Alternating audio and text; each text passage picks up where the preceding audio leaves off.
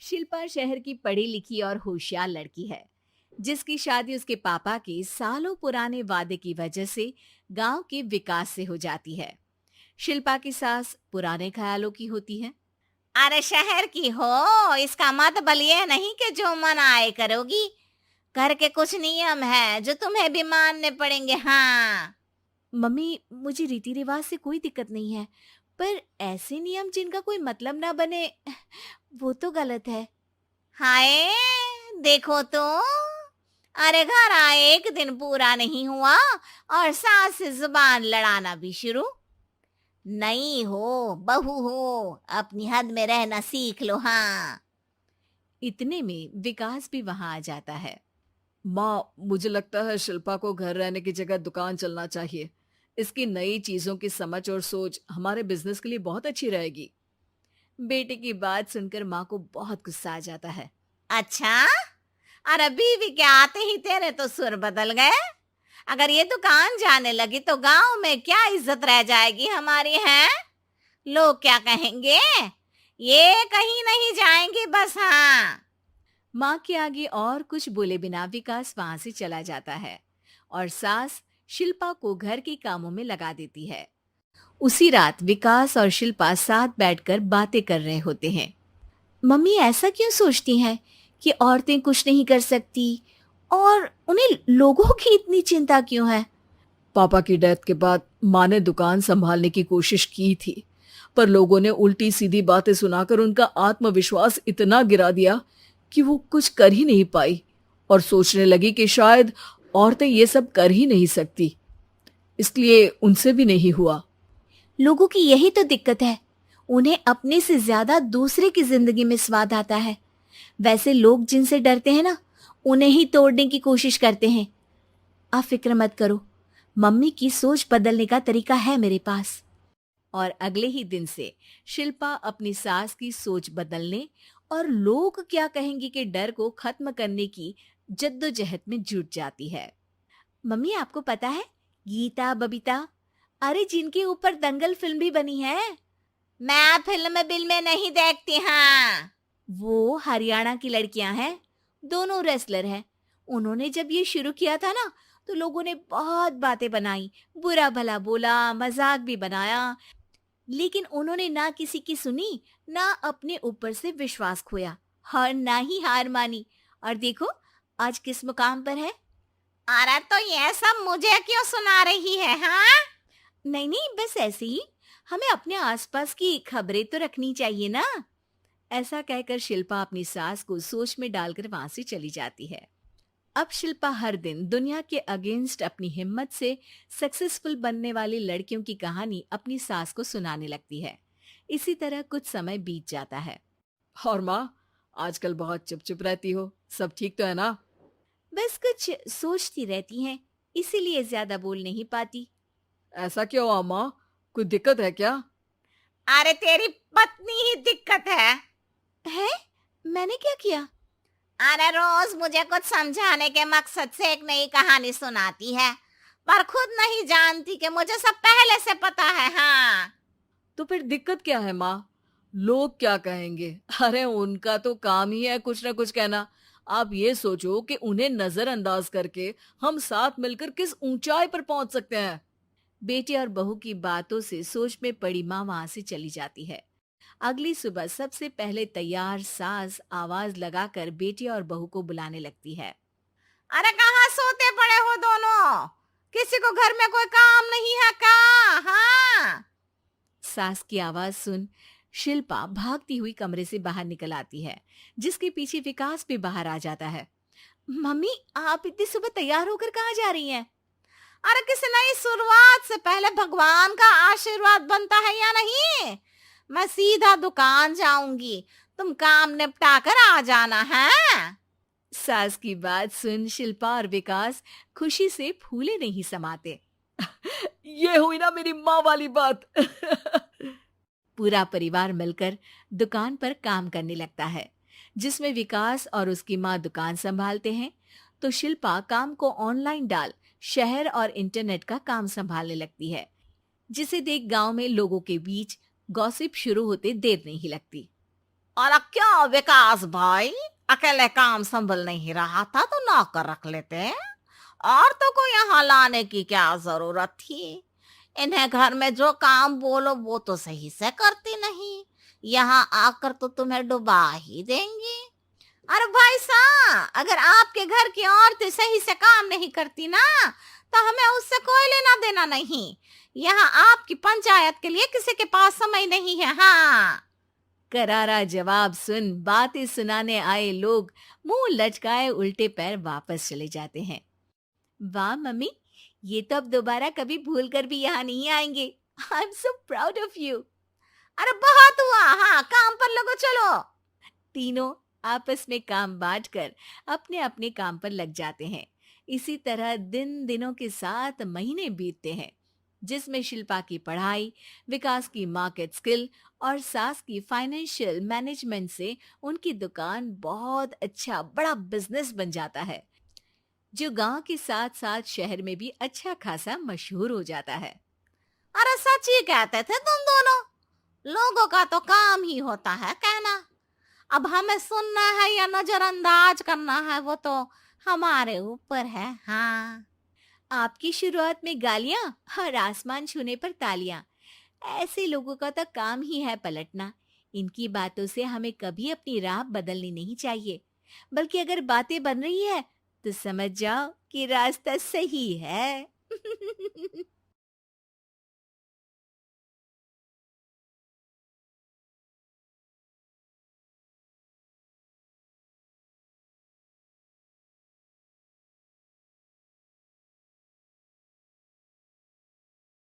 Contract वाली बहू। नरेश की माँ अपने बेटे से मिलने दिल्ली आ रही है। इस बात का पता चलते ही नरेश के दिल में हलचल मच जाती है। नरेश अपनी माँ के स्वागत की तैयारी में लग जाता है। साथ ही उसे डर भी सताने लगता है कि उसकी माँ कहीं अपनी पुरानी जिद पर फिर से बैठ ना जाए। हे भगवान, इस बार बचा लो, अगले साल पक्का माँ की जिद पूरी कर दूंगा। तभी दरवाजे की घंटी बजती है। नरेश दरवाजा खोलता है तो सामने अपने मकान मालिक को देखकर हैरान हो जाता है, क्योंकि उनके साथ एक सुंदर सी लड़की भी थी। अब नमस्ते अंकल, कुछ काम था, मुझे बुला लेते। आपने क्यों कष्ट किया? अरे नहीं नहीं, इसमें कष्ट कैसा, मैं तो बस तुम्हें रीना से मिलवाने आया था। आज से रीना तुम्हारे साथ इसी फ्लैट में रहेगी। अंकल, कोई लड़का फ्लैटमेट नहीं है? एक अनजान लड़की के साथ रहना मेरे लिए थोड़ा अजीब होगा। देखो नरेश, मैं तुम्हें पहले भी बता चुका हूँ कि इस फ्लैट में तुम्हें किसी ना किसी के साथ एडजस्ट करना ही होगा, या फिर तुम अकेले पूरे फ्लैट का किराया दे दो, मैं किसी को नहीं रखूंगा। नरेश अपने मकान मालिक की बात सुन के रीना के साथ रहने के लिए तैयार हो जाता है, पर अंदर ही अंदर उसे ये बात खाने लगती है कि वो अपनी माँ को क्या जवाब देगा जब उसकी माँ रीना के बारे में उसे पूछेगी। दिन बीतने लगते हैं। नरेश और रीना अच्छे दोस्त भी बन जाते हैं, पर अभी भी नरेश अपनी प्रॉब्लम का सॉल्यूशन नहीं ढूंढ पाता। एक दिन नरेश बहुत परेशान सा बैठा होता है। तभी रीना उसे पूछती है, क्या हुआ नरेश, तुम काफी परेशान लग रहे हो, सब ठीक तो है ना? हाँ सब ठीक है, बस एक छोटी सी प्रॉब्लम है। वो एक्चुअली 2 दिन बाद मेरी माँ मुझसे मिलने आ रही है। अरे तो इसमें प्रॉब्लम क्या है, ये तो खुशी की बात है। हाँ रीना, बट मेरी माँ एक जिद लेकर बैठ गई है कि मैं शादी कर लूँ, पर मैं अभी इस चीज़ के लिए तैयार नहीं हूँ। ऊपर से जब वो तुम्हें देखेगी तो 100 सवाल करेगी, क्या जवाब दूंगा? अरे इसमें कोई टेंशन वाली बात नहीं है, मेरे पास ना इस प्रॉब्लम का सलूशन है, जिससे ना तुम्हें शादी करनी पड़ेगी और ना ही तुम्हारी माँ मेरे बारे में कुछ पूछेंगी। रीना की बात सुनकर नरेश सोच में डूब जाता है। वो सोचता है कि रीना खुले ख्यालों वाली लड़की है, कहीं माँ को सच बता ना दे। नरेश को सोच में डूबा देखकर रीना कहती है, अरे क्या हुआ, किस सोच में पड़ गए? डोंट वरी, जैसा तुम सोच रहे हो ना वैसे कुछ भी नहीं है, मेरे पास एक प्लान है। मैं कुछ समझ नहीं पा रहा हूँ, कैसा प्लान? मैं समझाती हूँ। हम ना एक कॉन्ट्रैक्ट मैरिज कर लेते हैं। फिलहाल मेरे पास जॉब नहीं है, तो तुम इस रूम का किराया दे देना जब तक तुम्हारी माँ यहाँ रहेंगी, सिर्फ तब तक। और तुम अपनी माँ से कह देना कि मैं तुम्हारी पत्नी हूँ, इससे वो मेरे यहाँ रहने पर कोई सवाल भी नहीं करेंगी। अरे बात तुम्हारी ठीक है, पर माँ से झूठ बोलना, ना ना पापा, मैं ये रिस्क नहीं ले सकता, कोई और आइडिया दो ना तुम। देखो मंजूर हो तो बोलो, वरना सच बता दो, मुझे कोई प्रॉब्लम नहीं है। रीना की बात सुनकर नरेश सोच में डूब जाता है। बहुत सोचने के बाद जब उसे कोई रास्ता नहीं मिलता तो वो रीना के बताए हुए रास्ते पर चलने के लिए तैयार हो जाता है। वो रीना से बात करता है और अपनी माँ की पसंद और नापसंद के बारे में बताता है। रीना भी नरेश की सभी बातों को ध्यान से सुनती है ताकि कहीं उससे कोई गलती ना हो जाए। आखिर वो दिन भी आ जाता है जब नरेश की माँ उससे मिलने दिल्ली आ जाती है। नरेश अपनी माँ को फ्लैट पर लेकर जाता है। जैसे ही नरेश की माँ फ्लैट के अंदर जाती है, रीना उसके पैर छू लेती है। ये देखकर नरेश की माँ थोड़ी घबरा जाती है और नरेश से पूछती है, अरे बेटा नरेश, ये कौन है? माँ ये आपकी बहू रीना है। माफ़ी चाहता हूँ, सब कुछ इतनी जल्दी में हुआ कि आपको बता ही नहीं पाया, इसलिए सोचा कि क्यों ना आपको सरप्राइज दिया जाए। अरे बेटा, मैं तो बस तेरा घर बसा हुआ देखना चाहती थी। हाँ, बहुत अरमान थे अपनी इकलौती बेटी की शादी को लेकर, लेकिन कोई बात नहीं, शायद किस्मत को यही मंजूर होगा। ये कहते ही नरेश की माँ रीना को गले लगा लेती है। रीना बेटिया, मेरा बेटा ना थोड़ा नादान है, पर तुम काफी समझदार लगती हो और मैं जानती हूँ कि तुम इसका बहुत अच्छे से ध्यान रखोगी। माँ आप चिंता मत कीजिए, मैं सब संभाल लूंगी। नरेश की माँ अपने बहू और बेटे के साथ खुशी खुशी रहने लगती है। दिन बीतने लगते हैं। नरेश की माँ और रीना का रिश्ता बहुत मजबूत होता चला जाता है। वो दोनों सारा दिन एक साथ रहती और खूब बातें करती। इधर साथ रहते रहते नरेश और रीना भी एक दूसरे से प्यार करने लगते हैं। दोनों को इस बात का एहसास हो जाता है, फिर भी वो इस बात को छुपा कर ही रखते हैं। एक दिन नरेश की माँ और रीना शादी के बारे में बात करने लगते हैं। रीना बिटिया, ये तो नरेश ने मुझे बिना बताए शादी कर ली, वरना मैं तो अपनी इकलौती बेटी की शादी इतनी धूमधाम से करती कि सारी दुनिया देखती रह जाती। अच्छा माँ, आप ऐसा भी क्या करती नरेश और मेरी शादी में जो दुनिया देखती रह जाती? अरे बिटिया, एक माँ के अरमान तुम अभी नहीं समझोगी। मैं तो अपनी बहू को एक रानी की तरह लेकर आती और शादी भी बिल्कुल शाही अंदाज में करती, पर मेरे तो सारे अरमान ऐसे ही रह गए। खैर, मुझे तो अपने बेटे और बहू की खुशी चाहिए बस। ये कहते हुए नरेश की माँ की आंखों में आंसू आ जाते हैं। रीना भी ये सुनकर ख्यालों में खो जाती है, क्योंकि वो भी मन ही मन खुद को नरेश की पत्नी और उसकी माँ की बहू मानने लगी थी। शाम को जब नरेश ऑफिस से घर आता है तो रीना खुद को रोक नहीं पाती और नरेश के सामने उसकी माँ को अपने और नरेश के रिश्ते का सारा सच बता देती है। रीना की बात सुनकर नरेश की माँ दोनों से बहुत नाराज हो जाती है और घर वापस जाने की बात करने लगती है। तुम दोनों ने मुझसे सच छुपाकर बहुत ठेस पहुंचाई है मुझे। अब तुम लोगों के साथ नहीं रहना चाहती मैं, कल ही वापस चली जाऊंगी अपने घर। माँ मुझे माफ कर दो, ये सब मैंने रीना के कहने पर ही किया है, वरना मैं भी आपको कभी ठेस पहुंचाने के बारे में सोच भी नहीं सकता। हाँ माँ, हमने ये सिर्फ आपका दिल रखने के लिए किया, प्लीज हम दोनों को माफ कर दीजिए। तुम दोनों ने मेरे अरमानों के साथ खिलवाड़ किया है और वैसे भी मुझे अपने बेटे के लिए एक अच्छी लड़की ढूंढनी है, इसलिए मेरा यहाँ से जाना ही बेहतर होगा। माँ की ये बात सुनकर रीना खुद को रोक नहीं पाती। माँ, क्या मैं आपके घर की बहू बनने लायक नहीं हूँ? रीना की बात सुनकर नरेश हैरान रह जाता है। नरेश की माँ भी कुछ समझ नहीं पाती। मैं कुछ समझी नहीं, आखिर तुम कहना क्या चाहती हो? माँ, मैं वो नरेश से बहुत प्यार करती हूँ और साथ ही साथ मैं आपको भी अपनी माँ मान बैठी हूँ। आज जब आपकी बातें सुनी तो खुद को रोक नहीं पाई, इसलिए सारा सच आपको बता दिया। रीना की बात सुनकर नरेश की माँ की आंखों में आंसू आ जाते हैं और वो अपने बेटे नरेश और रीना को गले लगा लेती है। मेरे घर की बहू तो सिर्फ रीना बिटिया ही बनेगी। मैं आज ही तुम दोनों की शादी की तारीख निकलवा दूंगी, बस एक बार तुम्हारे घर वाले मान जाए। उसी दिन रीना के माता पिता भी उनके फ्लैट पर आ जाते हैं। दोनों परिवार आपस में बैठकर बातें करते हैं और शादी के लिए राजी हो जाते हैं। रीना भी कॉन्ट्रैक्ट फाड़ देती है और कहती है, सही मायने में मैं अब बहू बनूंगी, अब तक तो सिर्फ कॉन्ट्रैक्ट वाली बहू थी।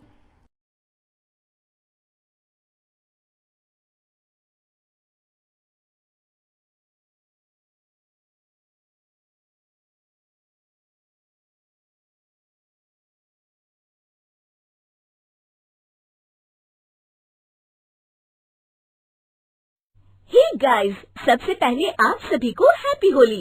इस होली सीजन पर हेलो ऐप पर खुशियों के रंग जमाएं और 2 करोड़ रुपए तक के प्राइज जीतिए हेलो के नए होली कैश धमाका के साथ। हेलो ऐप लाया है होली कैश धमाका, जिस पे आपको कुछ नहीं करना, बस एक गेम खेलना है और उसके जरिए आप मजेदार कैश प्राइजेस भी जीत सकते हैं।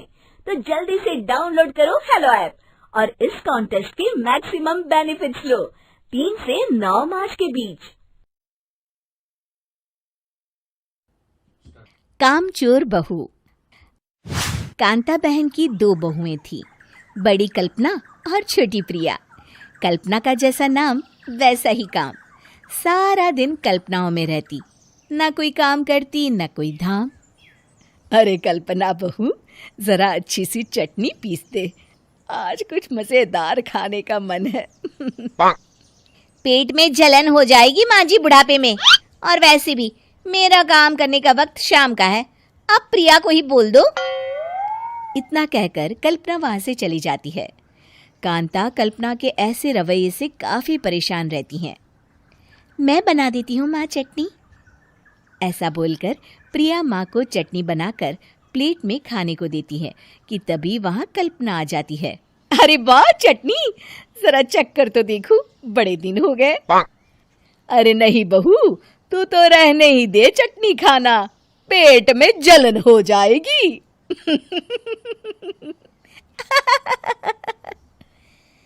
इतना कहकर कांता और प्रिया दोनों हंसने लगते हैं। कल्पना सारा दिन या तो मोबाइल में यूट्यूब देखती या फिर सोती रहती। उसका कमरा भी बिखरा और गंदा रहता। एक दिन कल्पना का पति अशोक उससे कहता है, अरे कल्पना, जानवर भी उस जगह को साफ कर लेता है जहां वो बैठता है, तुम तो इंसान हो, कैसे इतने गंदे कमरे में रह लेती हो?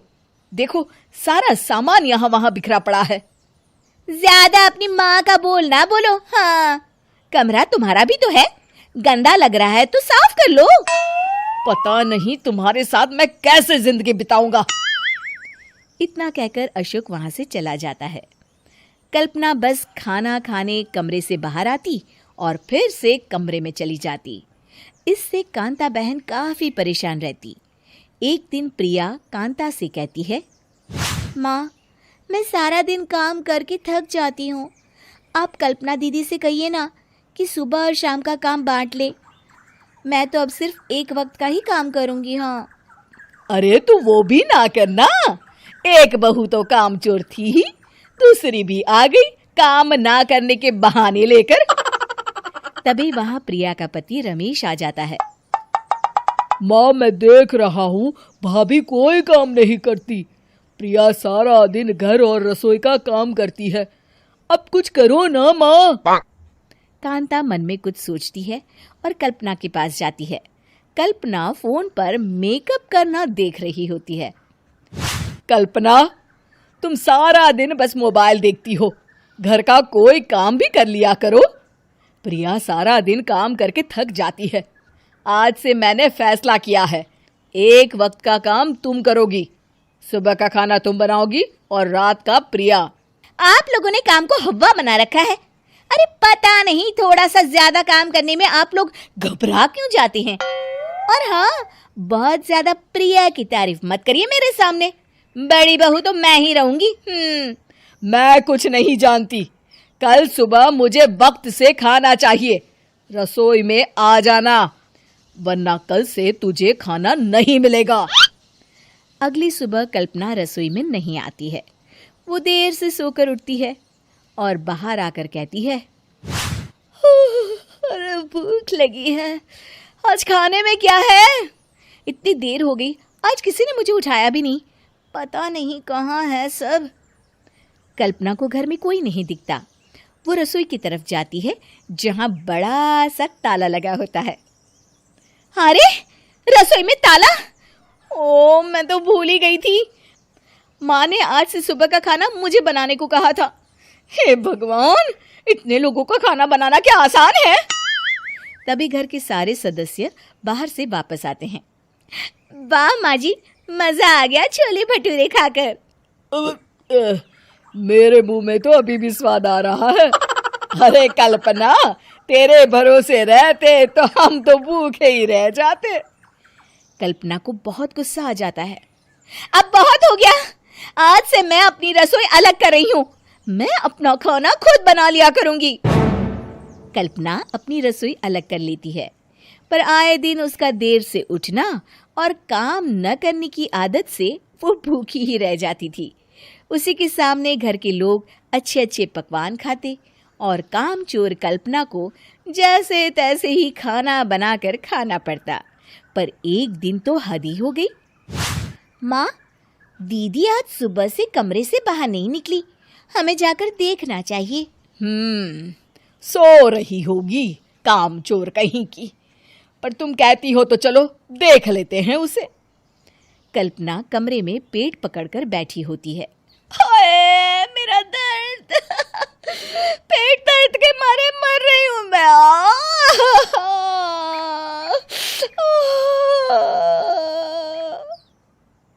अरे दीदी, क्या हुआ?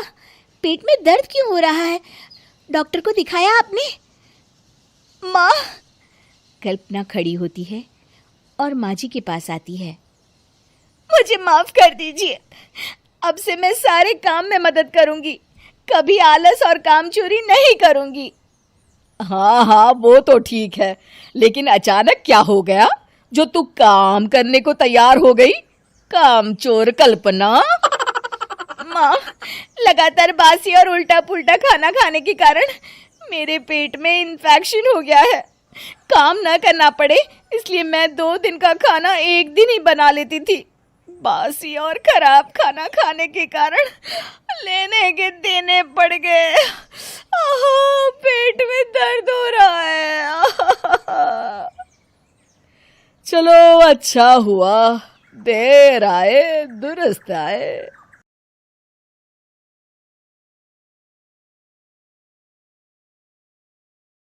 मुग्धा और उसकी सास के बीच पूरा समय सास के किसी न किसी काम को लेकर मतभेद चलते ही रहते हैं। बहू, ओ बहू, जरा चाय बना दे। मुग्धा चाय लेकर आती है। ये लीजिए, और कुछ चाहिए?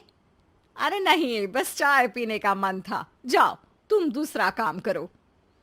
चाय पीने के थोड़ी देर बाद सास दोबारा मुग्धा को आवाज लगाती है। अरे बहू रे, आओ बहू, जरा हलवा तो बना दे, मीठा खाने को मन हो रहा है। इसी तरह मुग्धा की सास पूरा समय कोई ना कोई काम बताकर उसे रसोई से बाहर तक निकलने नहीं देती। कभी चाय, कभी हलवा, कभी पानी तो कभी दूध, हर समय खाने को चाहिए और उसके लिए अपने हाथ पैर बिल्कुल नहीं हिलाने। परेशान किया हुआ है इन्होंने। सास की जबरदस्ती परेशान करने की आदतों से दुखी मुग्धा एक शाम सचिन के साथ अपने कमरे में बैठी हुई बात कर रही होती है। सुनो जी, मम्मी जी की ये जानबूझकर मुझे परेशान करने की फरमाइशों से मैं बहुत फ्रस्ट्रेट हो चुकी हूँ। पूरे दिन में 1 सेकंड का आराम नहीं मिलता। रसोई से बाहर कदम रखती नहीं कि बहू ये बना दे, बहुरी वो बना दे। अरे इनकी फरमाइशें चलती ही रहती है। अरे मुग्धा, माँ खाने की शौकीन है, पर उम्र हो चली है, खुद खाना नहीं बना सकती, इसलिए तुमसे बोलती है। अरे तो शौक भी उम्र देख कर रखने चाहिए ना। समझ में नहीं आता, हर समय फेविकॉल का जोड़ लगाए सोफे से चिपके बैठी रहती है। इतना सब डाइजेस्ट कैसे हो जाता है उन्हें? अरे तुम मेरी माँ से इतनी नफरत कैसे कर सकती हो? मैं उनसे नफरत नहीं करती जी, बस परेशान हूँ। जहां मुग्धा अपने पति से ये सब बोल रही होती है, वहीं उसकी सास भी कमरे के बाहर दरवाजे से कान लगाए सारी बातें सुन रही होती है और अगली दोपहर रसोई में मुग्धा के पास जाती है। बहू, आज ना मेरा कुछ मसालेदार खाने का मन है। तो चाय बना दूं? मुझे बहुत पसंद है। अरे ना, ऐसा कर लिट्टी चोखा बना ले। और हाँ, जितना मसाला बातों में मिलाकर पति को सुनाती हो ना, सब्जी में भी वैसे ही डाला करो, खाना स्वादिष्ट बनेगा। सास की बात सुनकर मुग्धा हैरान रह जाती है। मतलब अब पूरा समय मुझ पर हुक्म चलाने के साथ बंद कमरे में हुई पति पत्नी की बीच की बातें भी सुनती है? अरे बात जब मेरी थी तो सुनने में क्या दिक्कत है? ये कहकर सास वहां से चली जाती है। अरे अब तो हद पार हो गई, इस तरह से तो ये मेरा जीना मुश्किल कर देंगी। मुग्धा सास की हरकतों से परेशान उसका हल सोचने लगती है और इसी तरह कुछ दिन बीत जाते हैं जिसमें सास का जन्मदिन आता है। मुग्धा बहुत खुशी के साथ अपनी सास को एंड्रॉयड मोबाइल गिफ्ट करती है। मम्मी, आपको सबसे बात करने के लिए बहुत दिक्कत होती है ना, कभी सचिन तो कभी मुझे बोलना पड़ता है, पर इस मोबाइल से आपको कोई दिक्कत नहीं होगी। एक जगह बैठे बैठे बहुत कुछ कर सकती हैं अब आप। मोबाइल देख सासू माँ खुश हो जाती है, पर उसे इस्तेमाल करना तो आता नहीं, इसलिए साइड में रख देती है। जिसे देख मुग्धा घर का सारा काम छोड़ मोबाइल सेट कर सास को इस्तेमाल करना सिखाने लगती है, जिसके बाद अब सास पूरा समय मोबाइल में ही लगी रहती है। हाय, जब से मम्मी को मोबाइल मिला है मेरी लाइफ में कितनी शांति आई है। अच्छा है, इसी तरह बिजी रहे तो मैं भी सुकून की जिंदगी जी पाऊंगी। अब मुग्धा जब मन करे काम करना, जैसा चाहे वैसा खाना बनाकर खाना, पूरा समय रिलैक्स और खुश रहने लगती है। क्या बात है, आजकल तुम बहुत चहक रही हो। अरे मम्मी जी से छुटकारा जो मिला है, अब ना फरमाइशें ना छुप छुप कर बातें सुनना। अच्छा, तो मोबाइल गिफ्ट करने की ये स्कीम थी। इसी तरह दिन बीतते हैं और अब मोबाइल पर लगी सास फरमाइशों की जगह सवालों के लिए बहू को आवाजें लगाना शुरू कर देती है। अरे बहू सुन तो, देख जरा किसी का फोन क्यों नहीं मिल रहा। रिचार्ज खत्म हो गया है, पर अभी 4 दिन पहले ही तो मैंने किया था, इतनी जल्दी कैसे खत्म हो गया? अरे मैंने कल तेरी कनाडा वाली मौसी सास से 3 घंटे बात की थी ना। क्या? इतना महंगा तो मोबाइल भी नहीं आया जितना महंगा इसका रिचार्ज पड़ रहा है। इसके बाद तो जैसे मुग्धा के दिन के 24 घंटे में से 20 घंटे सास के पास उनके मोबाइल रिलेटेड प्रॉब्लम सॉल्व करने की ड्यूटी ही बन जाती है। अरे मुग्धा, ये मोबाइल में अचानक तेरी मौसी सास की शक्ल क्यों दिखने लगी, और ये तो हिल भी रही है। मम्मी, ये गूगल डुओ का वीडियो कॉल है, इसमें आप बात करने के साथ एक दूसरे की शक्ल भी देख सकती हो। अच्छा, ये तूने मुझे पहले क्यों नहीं बताया? अब बताने के लिए पहले नहीं बताया। इसी बीच सचिन भी वहां आ जाता है और सास अपनी वीडियो कॉल में बिजी हो जाती है। क्यों, सास बहू में क्या गपशप चल रही है? इसे गपशप नहीं, दिमाग का दही होना बोलते हैं। पर तुम तो मम्मी को मोबाइल देकर बहुत खुश थी, फिर क्या हुआ? हाँ, उसका सुकून भी कुछ ही दिन मिला। अब घर के टंटे खत्म हुए तो मोबाइल की टिंग टिंग शुरू हो गई। देखो भाई, कुछ पाने के लिए कुछ खोना तो पड़ता है। आखिर तुमने मोबाइल अपने फायदे के लिए ही तो दिया है, तो फिर सवालों के जवाब भी देने पड़ेंगे, क्योंकि जब तक उनके हाथ में ये फुंथरू रहेगा तुम्हारी लाइफ में प्राइवेसी और सुकून रहेंगे। कहने का मतलब है अगर इससे प्यार बढ़े तो दाग अच्छे हैं। अरे मुझे पहले दिन से ही पता है मोबाइल किस मकसद से दिया गया है, भूलो मत। इससे पहले मैं बातें ही सुनती थी। सास की ये बात सुनकर मुग्धा शॉक में और सचिन हंसता रह जाता है।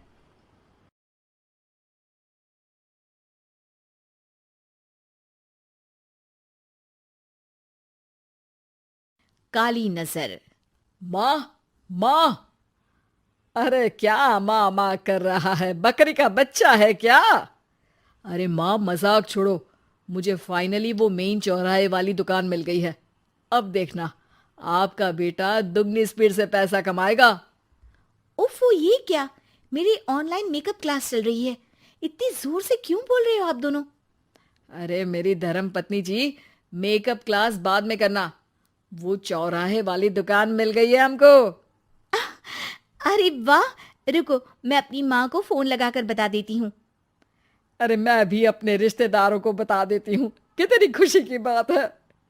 हाँ हाँ, मैं भी अपने दोस्तों को बता देता हूँ, 1 हफ्ते बाद रजिस्ट्री है। बस घर में खुशी का मौका था उन तीनों ने अपने अपने फोन उठाए और लोगों में बात फैलाना शुरू कर दिया। और रही सही कसर श्वेता बहू ने अपने पड़ोस में सबको बताकर कर दी। अरे वर्मा आंटी, अब हम भी जल्दी कार ले लेंगे, घर का रेनोवेशन होगा और ठाट से रहेंगे हम भी। अरे ऐसा क्या हुआ? लॉटरी बाटरी लग गई है क्या? अरे इस बार चौराहे वाली मॉल में हमको भी दुकान मिल गई है, दुकान नंबर 21, जो एकदम चौराहे पर है। अब ग्राहक बढ़ेंगे तो आमदनी भी बढ़ेगी ही ना। अरे वाह, कितनी खुशी की बात है। मैं बहुत खुश हूँ तुम्हें इतना खुश देख के। बाकी एक बात कहूँ, सबको मत बताते फिरना। किसी की नजर लग जाएगी तो खुशी की खबर वापस लौट जाएगी। हैं? ऐसे थोड़ी ना होता है, अब डरा रही हो। अरे सही कह रही हूँ, काली नजर कहते हैं इस चीज को, जब आप किसी को कुछ बताओ और वो काम बिगड़ जाए। अरे लेकिन मैं तो। तुमने सबको बता दिया ना? हाँ, फोन लगा लगा के। अब बच के रहना, काली नजर बड़ी खतरनाक होती है। श्वेता इतनी खुश रहती है कि वो वर्मा आंटी की बात पर ध्यान ही नहीं देती, जबकि पड़ोस में और भी लोगों से खुशी की खबर शेयर करती रहती है। अगले दिन राजेश बहुत दुखी होकर घर आता है। अरे बेटा, क्या हुआ? मुंह क्यों सूजा हुआ है? मधुमक्खी ने काट लिया क्या? माँ, वो दुकान किसी और के पास चली गई, किसी ने ज्यादा भाव लगा दिया। अरे पर बात तो आपसे हुई थी ना उस दुकान वाले की। हाँ, आज मैं टोकन अमाउंट देने गया था, तब मुझे पता चला कोई आकर सुबह मुझसे पहले ही ज्यादा अमाउंट दे गया। काली नजर। क्या कहा? वर्मा आंटी ने समझाया था कि किसी को बताना मत, वरना काली नजर लग जाएगी। अच्छा, तुम्हें उनकी बात मान लेनी चाहिए थी। उनकी बात मान लेती, लेकिन उसके पहले ही सबको बता चुके थे ना हम तीनों। अरे अगली बार से ध्यान रखेंगे, कोई भी नई चीज होगी तो किसी को नहीं बताएंगे। तीनों कुछ दिन ऐसे ही रहते हैं, पर एक दिन श्वेता को एक मेल आता है। राजेश, मेरा ऑनलाइन मेकअप कोर्स कंप्लीट हो गया, अब मैं खुद का पार्लर खोल सकती हूँ। अरे वाह, अपने मोहल्ले में ही खोलते हैं? ये जो घर के सामने दुकान है ना, वहीं? हाँ, यहाँ सस्ती भी मिल जाएगी। अगले दिन श्वेता वर्मा आंटी के पास जाती है मिठाई का डब्बा लेकर। अरे आओ आओ, कैसे आना हुआ? जोर से नहीं बोलूंगी। वो सामने वाली दुकान है ना, वहां मैं अपनी पार्लर की दुकान खोलने वाली हूँ, उसकी मिठाई है। अरे वाह, बहुत बधाई हो तुमको। हाँ, मैं कमाने लगूंगी तो राजेश पर पूरे घर का बोझ नहीं रहेगा ना आंटी जी। ये तो है, पर ये बता कि तूने ये बात किसी और को तो नहीं बताई ना?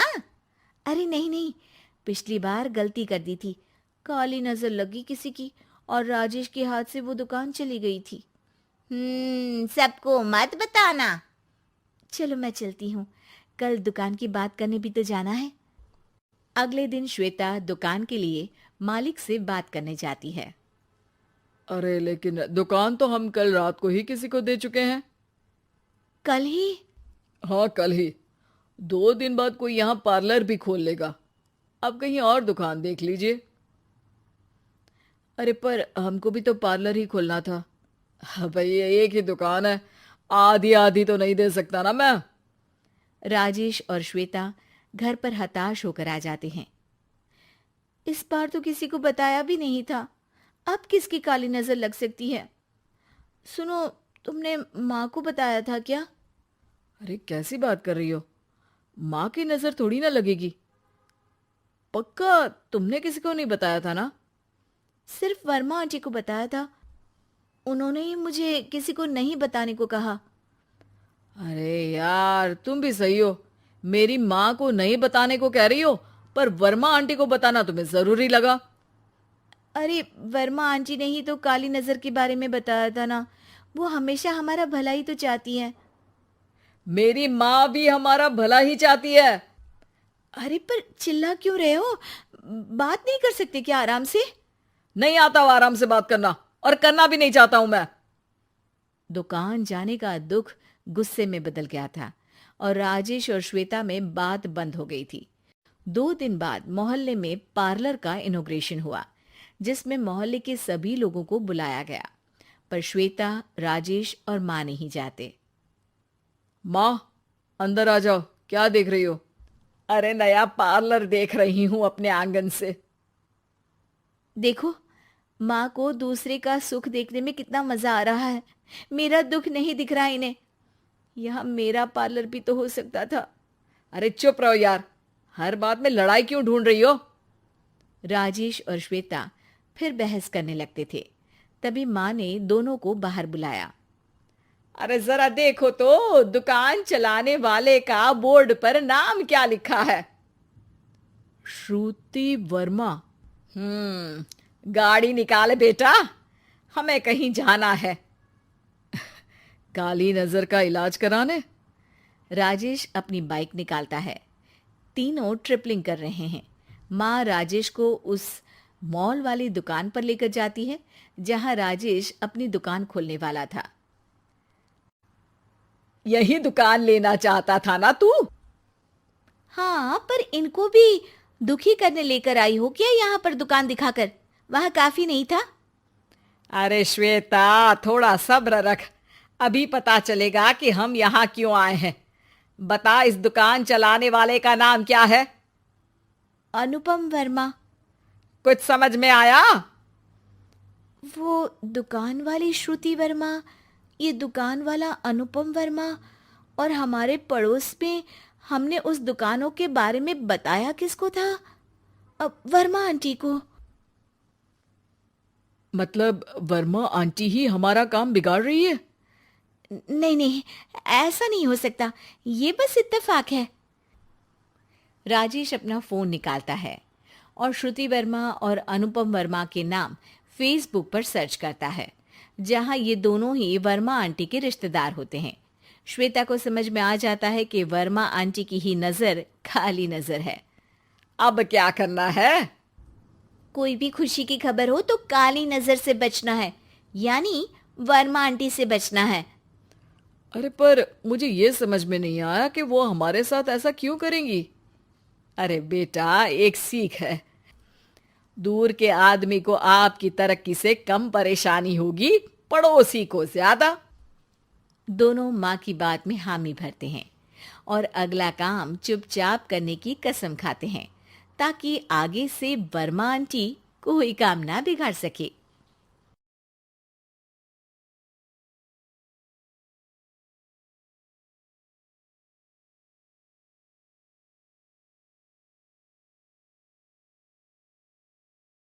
कंवारी ननद। अंजलि की उम्र लगभग 30 साल हो चुकी थी। वो एक स्कूल में टीचर की जॉब करती थी। अंजलि के घर में उसकी माँ के अलावा उसका छोटा भाई और भाभी भी रहा करते थे। 30 साल की उम्र होने के बाद भी अंजलि की अब तक शादी नहीं हुई थी। इस बात को लेकर अंजलि की माँ रुक्मिणी देवी काफी परेशान रहा करती थी। माँ, मैं स्कूल जा रही हूँ, जरा मेरा टिफिन तो दे दीजिए। अब क्या पूरी जिंदगी मैं तुझे टिफिन बनाकर देती रहूंगी? अरे कुछ सोचा भी अपने बारे में, या बस ऐसे ही? क्या माँ, सुबह सुबह फिर वही बातें लेकर बैठ गई। माँ गलत क्या कह रही है अंजलि दीदी? इतनी उम्र हो चुकी है आपकी, माँ कब तक आपकी सेवा करती रहेंगी? भाभी, मैंने माँ को कब कहा कि मेरी सेवा करो? वैसे भी अपना टिफिन मैं खुद तैयार कर लेती हूँ, बस टेबल से उठाकर देने को ही तो कहा था। वैसे अंजलि दीदी, देखा जाए तो टिफिन उठाकर देने की उम्र तो आपकी है।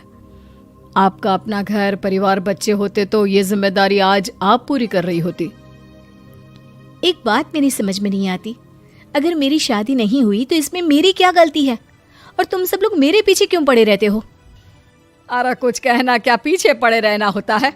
अपने छोटे भाई को देख, तुझसे 3 साल छोटा है, लेकिन 2 बच्चे खेल रहे हैं आंगन में। मुझे आप लोगों की कोई बात नहीं सुननी, जा रही हूँ मैं। और आप में से किसी को मेरा कोई काम करने की जरूरत नहीं है, मैं खुद संभाल लूंगी। इतना कहकर अंजलि वहां से चली जाती है। शाम को जब अंजलि अपने स्कूल से लौटकर घर वापस आती है तो उसने देखा कि पड़ोस वाली निर्मला चाची वहां पर बैठी हुई थी। क्या बात है अंजलि बिटिया, नौकरी करके वापस आ गई? जी चाची जी, कैसी हैं आप? मैं तो ठीक हूँ बेटा, तुम बताओ शादी के बारे में कुछ सोचा या नहीं? अरे रहने दीजिए ना, इससे तो शादी की बात करना ही बेकार है। कुछ भी कहो तो गुस्सा करती है, बात बात पर आंखें दिखाती है। माँ, आप ऐसा क्यों कह रही है? मैंने कब आप पर गुस्सा किया? अरे अंजलि बेटा, तुम्हारी माँ ठीक ही तो कहती है। 30 की होने आई हो, अब तुम्हें भी शादी वादी कर लेनी चाहिए। चाची जी, आप तो ऐसे कह रही हैं जैसे शादी करने से मैंने मना किया हो। रहने दीजिए निर्मला चाची, हमारी अंजलि दीदी को अभी तक उनकी पसंद का दूल्हा नहीं मिला ना, इसीलिए वो शादी नहीं कर रही। भाभी, ऐसी कोई बात नहीं है। अरे तो फिर क्या बात है? तुम्हारी माँ ने तुम्हारे लिए इतने रिश्ते ढूंढे, लेकिन तुम्हें कोई पसंद ही नहीं आता। क्या है ना चाची जी, हमारी ननद रानी नौकरी जो करती है, ऐसे ही थोड़ी ना किसी को पसंद कर लेंगी। अरे भाई, नौकरी का घमंड है तो बात अलग है, कोई और बात हो तो बताओ, कोई रास्ता निकाला जाए। नहीं चाची जी, कोई बात नहीं है, बस मुझे अभी तक अपनी पसंद का कोई मिला नहीं है।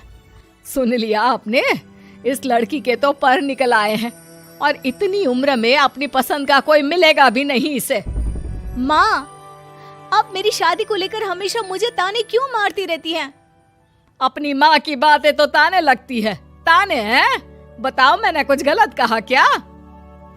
देखो, ये सब छोड़ो, मेरी दूर की बुआ का बेटा है, उसकी अभी शादी नहीं हुई है, उम्र होगी कोई 34-35 साल। आप कहें तो बात आगे बढ़ाऊं?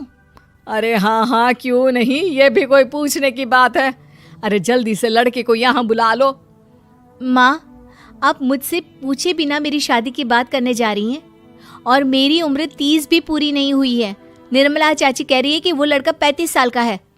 अंजलि दीदी, आपको क्या लगता है इस उम्र में कोई फिल्म का हीरो आएगा आपके लिए? देखिए, अब पसंद और नापसंद की बात तो रहने दीजिए, पसंद करने की उम्र तो आपकी निकल चुकी। अब तो जो भी मिले उसी से शादी कर लीजिए, इसी में भलाई है। तेरी भाभी बिल्कुल ठीक कह रही है। अब जैसा रिश्ता मिले उसके लिए हाँ कर देना, ताकि हम भी गंगा नहाए। ठीक है, चलिए मैं उस लड़के को कहती हूँ, वो कल ही अंजलि को देखने आ जाएगा। अगले दिन निर्मला चाची के दूर का रिश्तेदार अंजलि को देखने उसके घर आता है। उसका नाम था अजय। अंजलि जी, तो आप नौकरी करती हैं, वो भी स्कूल में? जी हाँ, मैं स्कूल में टीचर हूँ। हमारी बेटी बहुत होशियार है। अरे पढ़ने लिखने में इतनी होशियार है, इसीलिए तो इसकी नौकरी लगी है स्कूल में। हाँ हाँ ठीक है आंटी जी, जरा मुझे भी तो बात करने दीजिए आपकी बेटी से। जी पूछिए ना, क्या पूछना चाहते हैं? अंजलि मैडम, ये तो बताइए कि आपने अभी तक शादी क्यों नहीं की? बस ऐसे ही, कहीं कोई रिश्ता पसंद नहीं आया इसलिए। लेकिन क्या मैं आपसे पूछ सकती हूँ कि आपने शादी क्यों नहीं की? अंजलि, क्या कर रही हो तुम? लड़कियों को इस तरह की बातें नहीं शोभा देती। रहने दीजिए आंटी जी, आपकी बेटी काफ़ी पढ़ी लिखी है, मैं उनके सवाल का जवाब दे ही देता हूँ। वो क्या है ना, मुझे भी अभी तक अपनी पसंद की कोई लड़की नहीं मिली। अच्छा, कोई बात नहीं। वैसे आपकी तनख्वाह कितनी है? कितना कमा लेती हैं महीने का? जी यही कोई 25,000 महीने। बस 25,000? इतने से क्या होता है? इतने से तो आजकल घर भी नहीं चलता। आपके कहने का क्या मतलब है? अरे मैं तो ये सोच कर आया था कि नौकरी वाली लड़की है, आराम से 40,000 कमाती होगी। माफ कीजिएगा, आपका और मेरा रिश्ता नहीं हो सकता। जी कोई बात नहीं, मुझे भी आपके साथ शादी करने में कोई इंटरेस्ट नहीं है। अंजलि, किस तरह की बात कर रही हो? घर आए रिश्ते को ठुकरा रही हो तुम। दीदी, अब इस उम्र में आपको इतनी अकड़ नहीं दिखानी चाहिए। अच्छा खासा रिश्ता हाथ से निकल गया, कहीं ऐसा ना हो कि जिंदगी भर कुंवारी ही रह जाओ आप। कुछ दिन और ऐसे ही निकल जाते हैं और अंजलि की शादी कभी नहीं होती। अंजलि के परिवार वाले बिंदास उसे ताने मारते रहते हैं, लेकिन अंजलि एक बड़ी नौकरी की तैयारी करती है और उसमें सिलेक्ट होने के बाद अंजलि को एक बहुत बड़ी नौकरी मिल जाती है। अब तो दीदी के नखरे और भी ज्यादा बढ़ जाएंगे भाई। अब तो इतनी बड़ी नौकरी जो लगी है, अब इनकी शादी होने से रही। माँ, मुझे नौकरी के लिए दूसरे शहर जाना पड़ेगा। आप जानती हैं ये बहुत बड़ी जॉब है और इसमें पैसे भी बहुत ज़्यादा मिलेंगे। अच्छा, कितने पैसे मिलेंगे बेटा? माँ, मुझे हर महीने 90,000 सैलरी मिलेगी। क्या? अरे वाह वाह, ये तो बहुत अच्छी बात है। लेकिन फायदा क्या? कितने भी पैसे मिले, शादी तो हुई नहीं ना तुम्हारी। अंजलि नौकरी करने के लिए दूसरे शहर में चली जाती है और जब कुछ महीनों के बाद वो वापस घर आती है तो उसे अपने पति के साथ देखकर उसके घर वाले हैरान रह जाते हैं। अरे अंजलि, तूने शादी कर ली और हमें बताया तक नहीं। और दामाद जी करते क्या हैं? इतनी बड़ी कार है उनकी। माँ, मैं आपको सब कुछ बताना चाहती थी लेकिन आप सबके ताने सुनकर बहुत दुखी हो गई थी और इसलिए मैंने अपनी पसंद से शादी कर ली। मेरे पति मेरे साथ ही ऑफिस में नौकरी करते हैं और बहुत बड़े अफसर हैं। और एक बात बताऊं माँ, आज मैं बहुत खुश हूँ।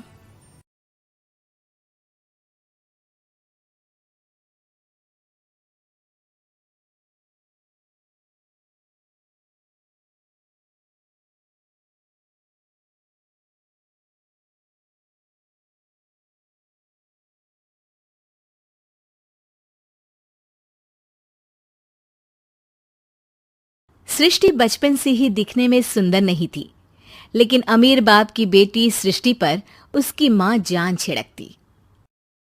मेरी बेटी कितनी प्यारी है। भगवान सबको सृष्टि जैसी बेटी दे।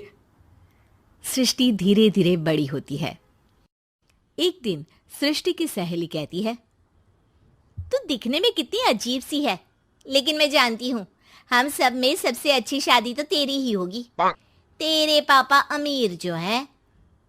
अरे बता नहीं सकते यार, दहेज तो हर कोई देता है। ये क्या ज्यादा ले जाएगी अपने पति के लिए? अरे बड़े शहर में कोठी है इसके पापा की। अरे पापा की है ना, कौन सी इसकी है? इसकी होती तब तो कोई भी लड़का इससे शादी कर लेता। अरे पापा की मतलब पापा की है तो मेरी ही है ना? किसने कहा? अब तेरी तो तब होगी ना जब तेरा भाई ना हो। वैसे भी शादी के बाद सारी प्रॉपर्टी भाई के नाम होती है। सृष्टि समझ जाती है कि उसे किसी भी हालत में माँ बाप की सारी प्रॉपर्टी को अपने नाम करना है, लेकिन कैसे? एक दिन सृष्टि का भाई शीनू कहता है, बहन क्या कर रही है? तुझसे एक बात करनी है। अरे हाँ हाँ करना, मैं तो तेरी बहन हूँ।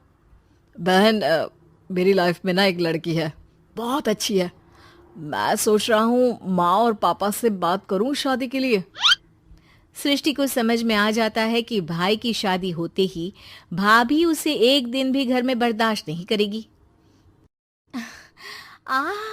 क्या बात है भाई, बताना कौन है वो? यार वो बहुत अच्छी लड़की है, पढ़ी लिखी है, मेरे साथ जॉब भी करती है। बस एक प्रॉब्लम है। हाँ प्रॉब्लम?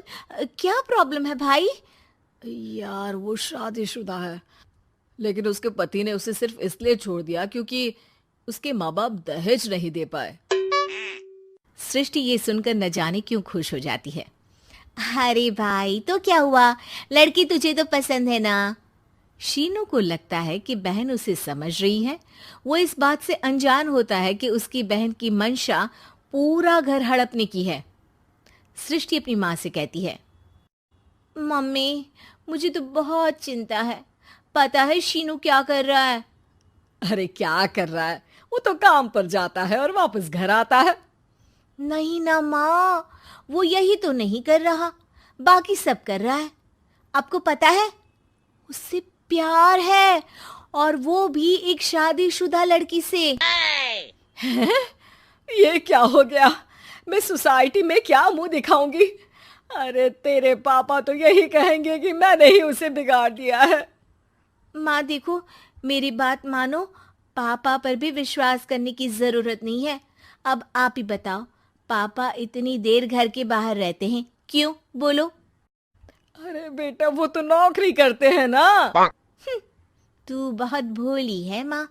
पापा का ऑफिस तो 7 बजे खत्म हो जाता है, लेकिन देखो कितनी देर से आते हैं। अरे नहीं नहीं बेटा, ऐसी कोई बात नहीं है।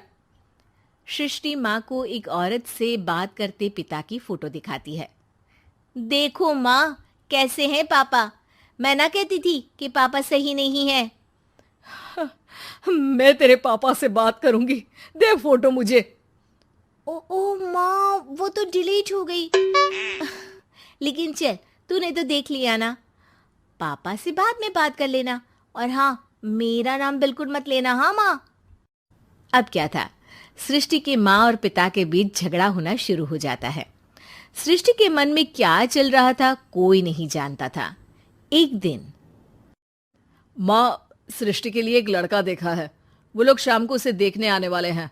और हाँ माँ, एक खुशखबरी, मैं और पापा मिलकर एक नया बिजनेस ट्राई कर रहे हैं। शाम को लड़का आता है, सांवले रंग का। सृष्टि को तो बिल्कुल भी पसंद नहीं आता। लड़की की माँ कहती है, लड़की का चेहरा तो कोई खास नहीं, लेकिन अगर मेरे बेटे को आप लोग सेटल कर दें तो मैं उसकी शादी आपकी बेटी से करवा दूं। सृष्टि को लड़का बिल्कुल पसंद नहीं था। उसे भाई पर गुस्सा आ जाता है। लड़के वालों के जाने के बाद कहती है, माँ देखा, शीनू मेरे लिए कैसा लड़का लेकर आया। न दिखाने लायक न सुनने लायक, सेटल भी नहीं, वो भी हम करे। अरे माँ, मैं जानती हूँ ये मेरी शादी किसी भी घर में क्यों करवाना चाहता है। अरे कैसी बात कर रही है बहन, तूने तो देखा ना, लड़के को मैंने ही मना कर दिया तुझसे शादी के लिए। जिसने लड़का बताया था उसने उसकी बहुत तारीफ की थी। बात आई गई हो जाती है, लेकिन सृष्टि का मन शांत नहीं होता। क्या करूं, कुछ समझ में नहीं आ रहा। मेरी शादी हो गई तो ये लोग पूरी प्रॉपर्टी शीनू के नाम कर देंगे। मेरे हाथ तो कुछ लगेगा ही नहीं। तभी सृष्टि को आइडिया आता है। वो किसी वकील को फोन करती है। जी देखिए, अगर आपके मम्मी पापा का तलाक हो जाता है तो आपके पिता की आधी प्रॉपर्टी आपकी माँ के नाम हो जाएगी, फिर उसे वो किसी को भी दे सकती है। सृष्टि अब माँ को बेटे के खिलाफ भरती है। माँ, शीनू पर नजर रखा करो। वो जिस लड़की के प्यार में है ना, वो शादीशुदा है। यहाँ आएगी, सारा पैसा, रुपया, जमीन, जायदाद सब हड़प लेगी। पापा का भी हाल तुमसे छुपा नहीं है। ऐसा ना हो कि मैं और आप एक दिन सड़क पर भीख मांगे। हे भगवान, मैं तो जीते जी मर जाऊंगी अगर ऐसा हो गया तो। ऐसा हो गया नहीं माँ, ऐसा ही होगा। अभी समय है, आगे का सोच लो। मैं तो कहती हूँ पापा से आधी प्रॉपर्टी लेकर अलग हो जाओ। पापा की आधी प्रॉपर्टी भी हम लोगों को अगर मिल जाती है ना, तो अगले 7 जन्म सफल समझो। बेचारी माँ बेटी के कहने पर पति से तलाक लेकर अलग हो जाती है। सृष्टि अब पैसों से गाड़ी और अपने दूसरे महंगे शौक पूरे करने लगी। उसके दोस्त भी उसके पैसे इस्तेमाल करते। सृष्टि, कल तुम कहाँ थी? मैं सारा दिन घर पर अकेली थी। तो मैं क्या करूं? मैंने ठेका तो नहीं लिया है ना तुम्हें संभालने का। माँ को सृष्टि से ये उम्मीद नहीं थी। वो बैठकर रोने लगती है। वहीं उसका पति यानी कि सृष्टि के पिता आ जाते हैं। मैं जानता था कि तुम्हारा यही हाल होगा, तो आपने मुझे रोका क्यों नहीं? मैं रोकता तो तुम रुकती क्या? सृष्टि के कहने पर तुमने मुझ पर अपने बेटे पर शक किया, लेकिन तुम ये भूल गई कि कैसे हम दोनों ने मिलकर जीवन में इतना सब खड़ा किया। माँ पति के गले लग जाती है। मुझे माफ कर दीजिए, मैंने आपकी कमाई का एक बड़ा हिस्सा गवा दिया। कोई बात नहीं, तुम साथ हो तो मैं ऐसी 7 प्रॉपर्टी खड़ी कर दूंगा। तभी वहां सृष्टि आ जाती है रोते हुए। माँ, मयंक ने मुझे छोड़ दिया। वो बोल रहा था जब तक मेरे पास पैसे थे तब तक ही वो मेरे साथ था। पापा, माँ, मुझे माफ कर दीजिए।